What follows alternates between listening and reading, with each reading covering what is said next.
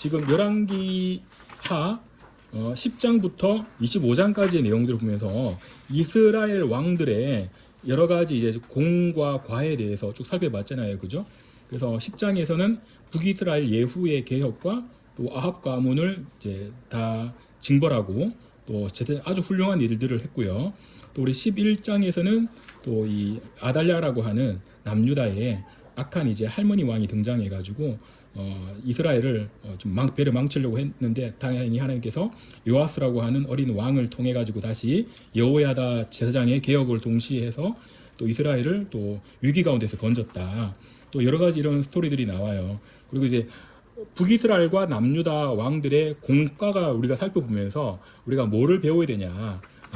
우리가 참 이런 왕들의 공과를 살펴보면서 하나님의 말씀을 붙잡는 왕들은 당대에 또 어떤 번영을 누릴 수도 있고 외침을 막아내기도 하고 또 여러 가지 어려움에서 구원받을 수도 있지만 또 하나님의 말씀을 버리면 왕들도 뭐 나병에 걸리든 아니면 이게 전쟁에서 죽음을 얻든 참 이런 비참한 결과를 맞는구나. 그래서 그 당시에 왜 이렇게 왕들은 그 하나님의 편에 잘 서지 못하고 외침이나 이런 어려운 곳에 마음이 흔들거렸을까를 생각을 해보면 그거 왜일 것 같아요?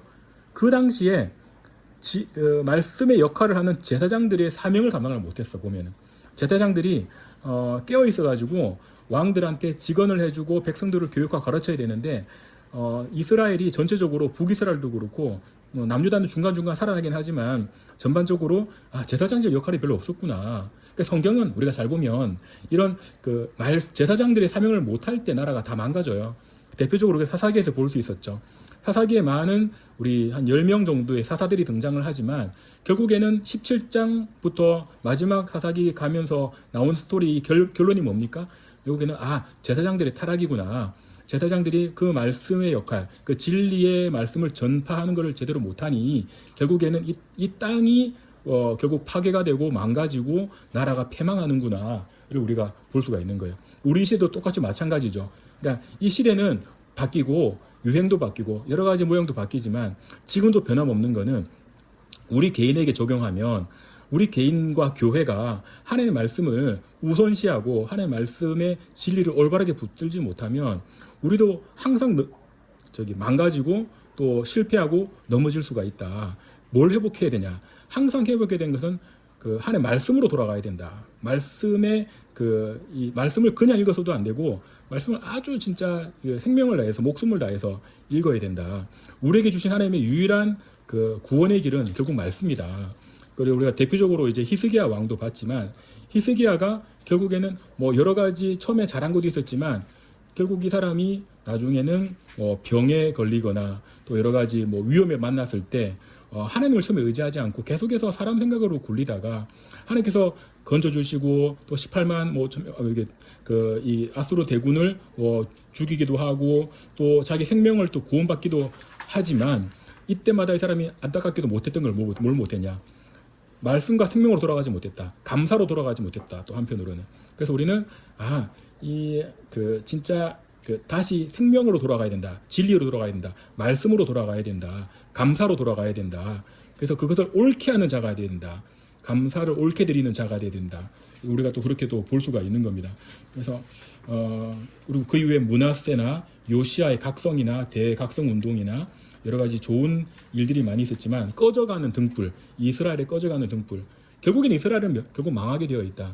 선지자들이 와서 목숨을 바쳐가지고 그게 예레미야든 또 앞번에 이사야든 이사야는 므낫세한테 죽임을 당해요. 므낫세 왕한테 충언을 하다가 톱으로 썰려서 죽었다라고 이야기가 나와요. 그 정도로 진리의 말씀이 핍박을 받는다.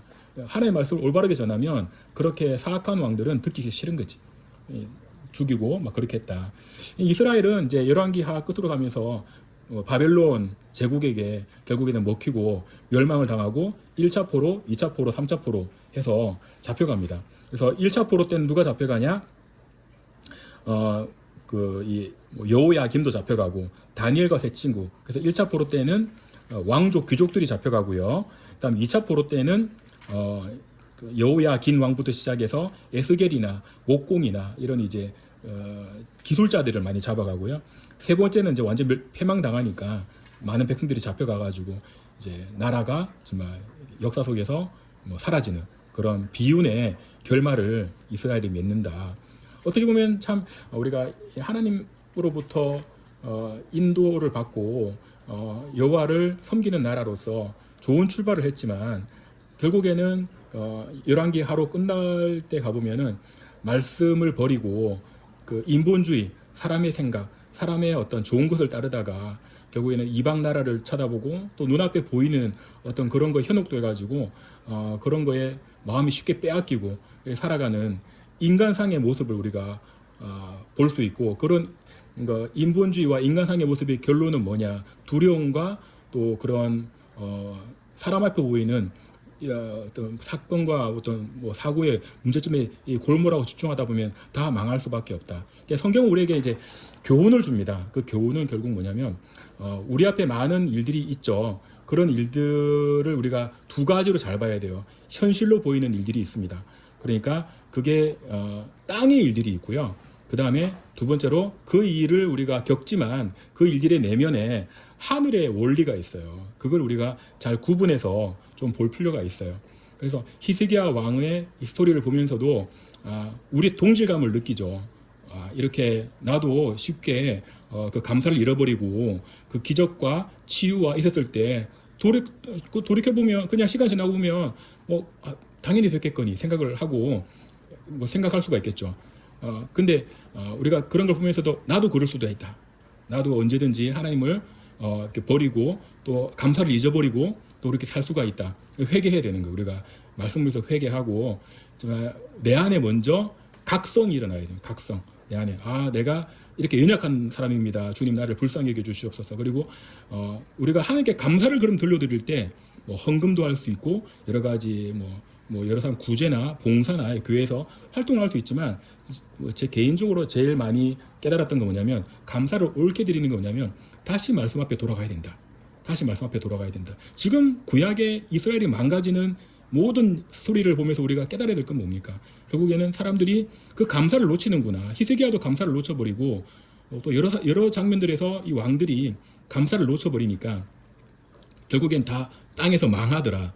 결국에서 땅에서 망하는 지름길은 뭐다? 감사를 놓치는 것이다. 그래서 우리가 땅에서 잘 된 것도 좋죠. 물론 하나님 나라 잘 돼야 되지만 그거 제가 지금 이 21세기를 우리 살아가는 우리에게 적용을 하자면 가장 감사를 옳게 드리는 거는 하나님의 말씀을 우리의 입에 두자, 입술에 두자. 암송해야 된다는 겁니다. 암송.